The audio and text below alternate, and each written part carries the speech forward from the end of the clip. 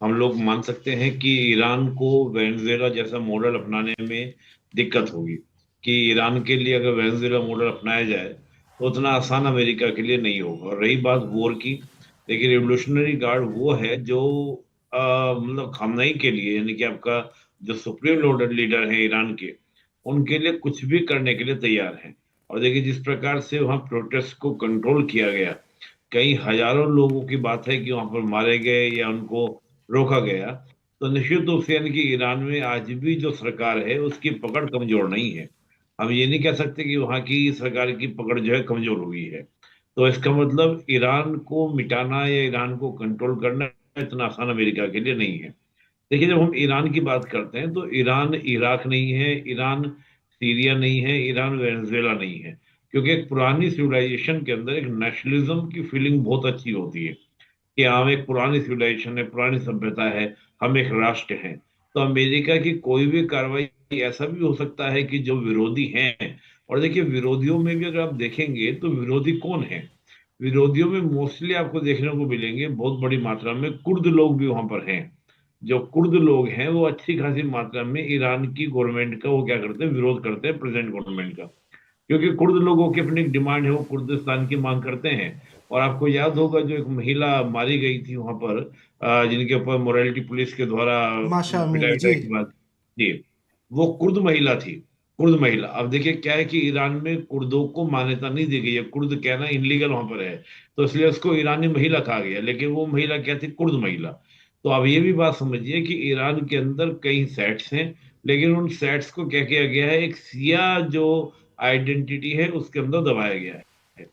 अभी प्रेजेंट में हम देखें कि पूरी दुनिया में अगर सुन्नी कम्युनिटी भी है, जो सुन्नी मुस्लिम हैं, वो भी कहीं ना कहीं ये मानते हैं कि अगर इस समय कोई इस्लाम की बात कर रहा है तो वो ईरान कर रहा है, कोई और नहीं कर रहा है। आपको देखिए हमस का जब वॉर हो रहा था, हमस और इसराइल का जब वॉर था, तो हमस के वॉर में कुल मिलाकर अगर आपको सबसे ज्यादा कोई एक्टिव दिख रहा था तो वो ईरान था। इसी को लेकर आप देखिए दुनिया भर में जो मुस्लिम कम्युनिटीज हैं वहां पर विरोध प्रदर्शन हो रहे थे, और हमने देखा कई जगह कि सुन्नी कंट्रीज में भी खामनई के पोस्टर क्या थे, हमस लीडर्स के साथ में आपको देखने को मिलेंगे जो फहराए जा रहे थे। अभी जो यूके देवनाथ जी कह रहे थे कुछ देर पहले, बिल्कुल सही बात कह रहे थे कि जो सुन्नी कंट्रीज हैं वहां की जनता भी कहीं ना कहीं ये मानने लगी है कि खामनई जो है, ईरान जो है, वही एक इस्लाम का कहीं ना कहीं एक तरह से क्या झंडा लेके चल रहा है। या बाकी सब कंट्रीज हैं, चाहे वो सऊदी की बात करें, यूएई की बात करें, कतर की बात करें, इन सब कंट्रीज की बात करें, इन्होंने कहीं ना कहीं अमेरिका के सामने घुटने टेक दिए हैं। जी। लेकिन जो वर्तमान हालात हैं, देखिए वर्तमान हालात मिडिल ईस्ट के बदल गए हैं। कहाँ पर पहले सऊदी यूएई आपको एक साथ दिखाई करते थे, लेकिन आज उन दोनों के बीच में भी अंतर विरोध है। दोनों में आप देखने को मिलेगा कि यूएई जो है वो समर्थन में है, और सऊदी चाह रहा है कि ईरान पे अटैक ना हो। तो जो इस प्रकार की स्थिति है, ऐसी स्थिति में ये बात फैक्ट है कि मुस्लिम कंट्रीज भी आपस में बढ़ चुके हैं, जिसमें अमेरिका को बहुत सोचना समझना पड़ रहा है कि साथ कौन है और साथ कौन नहीं है।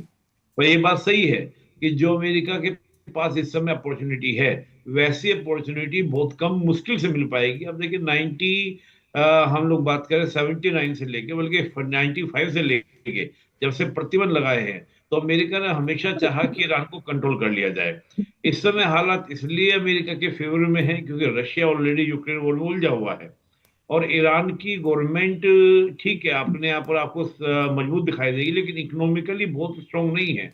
आज भी आप ईरान के अगर वेपन देखेंगे, ड्रोन वगैरह बना लिए हैं, थोड़ा बहुत मिसाइल बना ली हैं, लेकिन जो उनके वेपन है वो बहुत मॉडर्न नहीं है, वो 79 से पहले वाले ही अपने वेपन लेके घूम रहे हैं।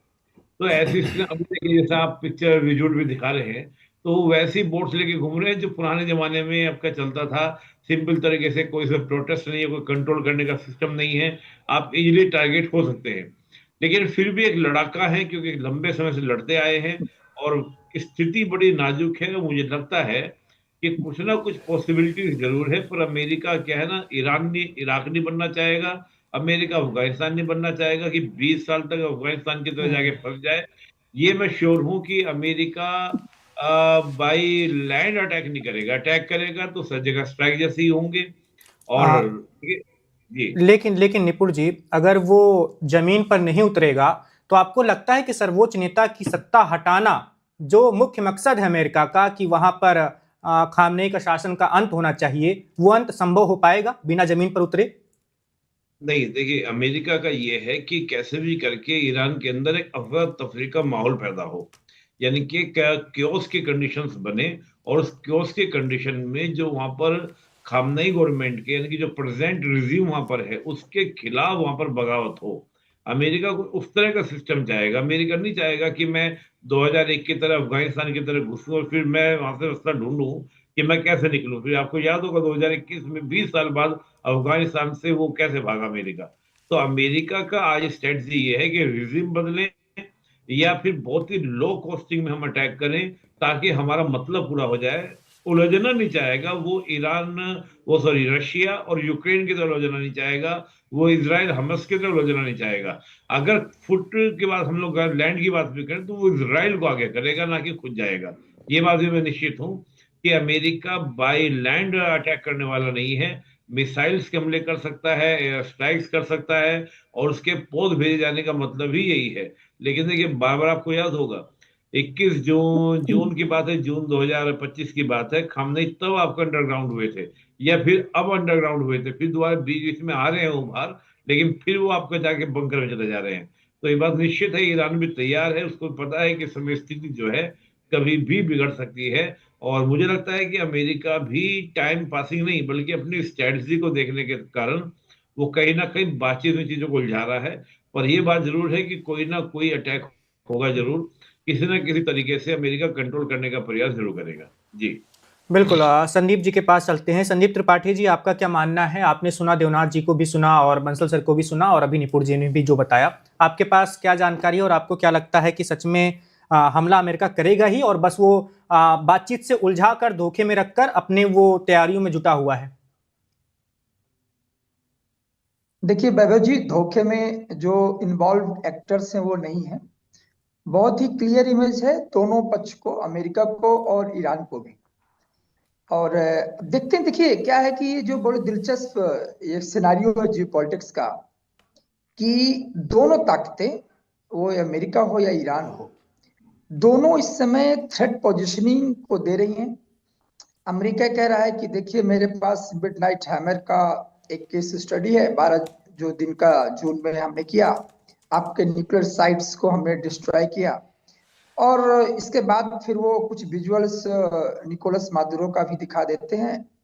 तो एक तरह से कि पोजिशनिंग। और दूसरी बात यह है कि मुझे लगता है कि 15 दिन तो हो ही गए हैं, एटलीस्ट 2 वीक्स हो गए, कि अमेरिका का जो एयरक्राफ्ट कैरियर है Abraham Lincoln, USS Abraham Lincoln, तो वो एक चोक पॉइंट है स्टेट ऑफ हार्मुज, वहां चोक ले रहा।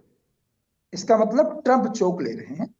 ट्रंप में वो कॉन्फिडेंट नहीं है ट्रंप, जो कॉन्फिडेंस उन्होंने वेनेजुएला पर दिखाया।